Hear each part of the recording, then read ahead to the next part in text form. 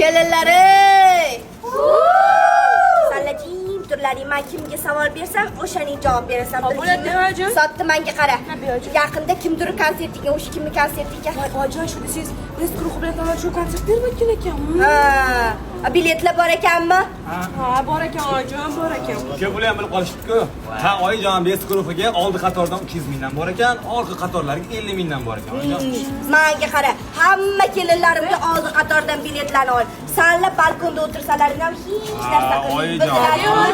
Undan keyin menga eng o'rta qatordan bo'lsin, eng zo'r joylardan bo'lsin, talant shou bilan bes guruhini ko'rishga. To'g'rimi kelinlar? Yoshlarimizga gap yo'q.